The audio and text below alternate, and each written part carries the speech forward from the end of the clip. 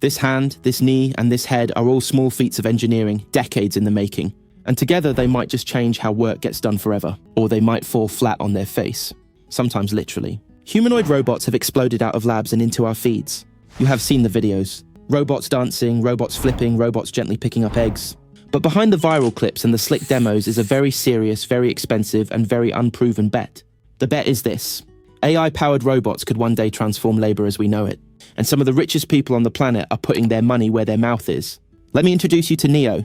Neo is a humanoid robot made by a company called 1X Technologies, founded by Bernd Born. Unlike older robots programmed to repeat one task the same way forever, Neo runs on AI. It takes in images, forces, and tactile information about the world around it, feeds all of that through a neural network, and out come the actual motor commands. Everything from balancing and walking to folding your laundry. At least that is the goal. When 1X first demonstrated Neo back in 2025, the robot still needed help. It was partly operated remotely by a human through teleoperation, but the company says things have moved fast since then. Neo started shipping to customer homes in early 2026 at a price of $20,000 outright, or $499 a month. That makes it one of the first humanoid robots designed specifically for consumer home use to actually begin real deliveries. Now let us talk about money, because a lot of it is flowing into this space. According to a Robotomated report from March 2026, cumulative global investment in humanoid robotics exceeded $6 billion through the first quarter of that year. But here is the catch. The market only generated around $800 million in revenue in 2025, growing to an estimated $1.8 billion in 2026. So billions are going in, but relatively little is coming back out. Not yet, anyway. The projections say this market could hit $10 to $15 billion by 2030. Companies like Tesla, Boston Dynamics, Figure AI, Unitree, and Agibot are all racing to grab their share. Elon Musk has said that Optimus, Tesla's own humanoid, has the potential to be more significant than Tesla's vehicle business over time. He has even described it as potentially the biggest product ever. That is a bold claim for a robot that was first announced at Tesla's AI Day on August 19th, 2021, and showed up as a fairly basic prototype in late 2022. So why is this so hard? Why can't we just take the intelligence behind something like ChatGPT and drop it into a body? The answer comes down to data. Large language models learn from trillions of words, images, and videos scraped from the internet. But a robot does not just generate words. It has to create motion. It needs to know how to pick up a piece of fabric, how to use articulated fingers, which are extremely difficult to build, and how to hold things without crushing them. Almost none of that physical experience has ever been recorded. Professor Ken Goldberg at UC Berkeley calls this the robot data gap. No one has captured the motions of robots that match the camera inputs those robots were seeing at the time. So there is this massive hole between what AI knows from the internet and what a robot needs to know to function in your kitchen. Companies are attacking this gap from several angles. The first is simulation, building hyper-realistic virtual environments where thousands of robots can learn at the same time. The problem is virtual worlds can lack real-world detail. The second is harvesting existing video, pulling from millions of hours on YouTube and elsewhere, but extracting full three-dimensional understanding from flat video is incredibly difficult.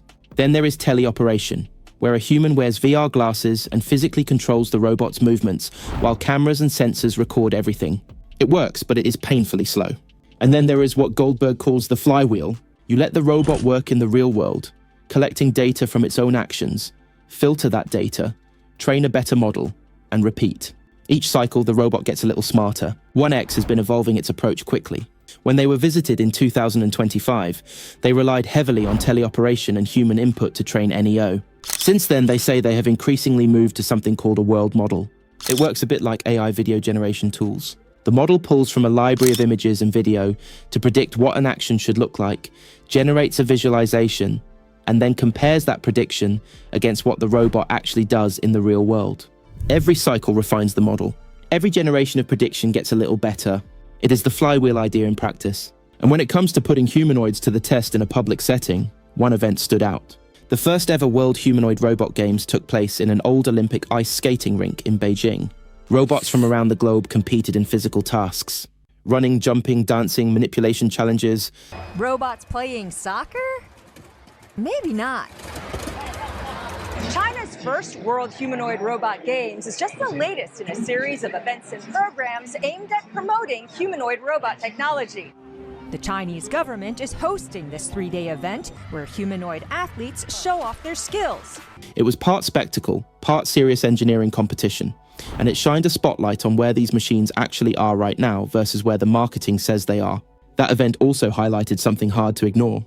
China is dominating this space. According to Counterpoint research from January 2026, roughly 16,000 humanoid robots were installed globally in 2025. Over 80% of those were in China.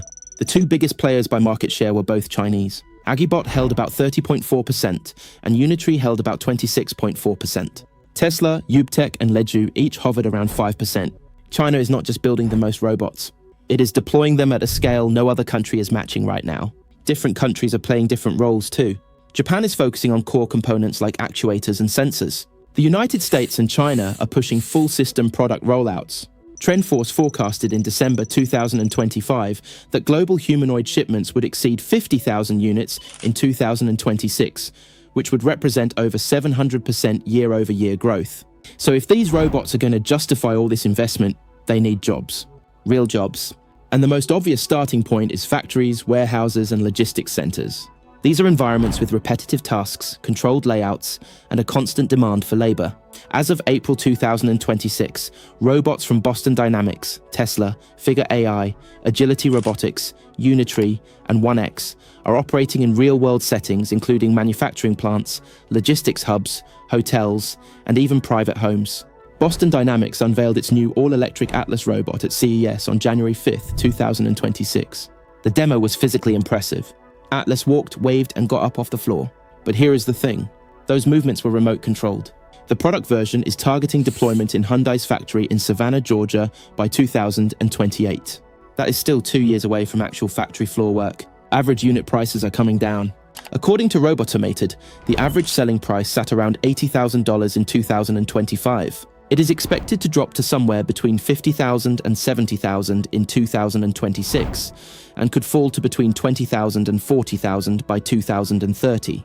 If those numbers hold, the economics start to look interesting for companies considering robots over human labor for dangerous, boring, or repetitive work. But not everyone is convinced we are close. Henrik Christensen at UC San Diego has pointed out that hands and manipulation remain weak points across the industry.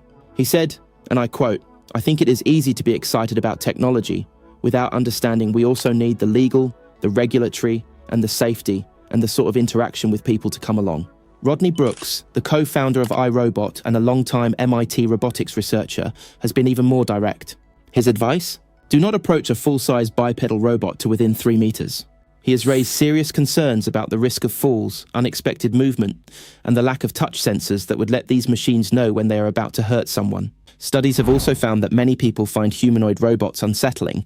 There is a real discomfort factor, a creepiness, that comes with machines that look too human. Some researchers have found that people actually prefer robots that look more obviously mechanical.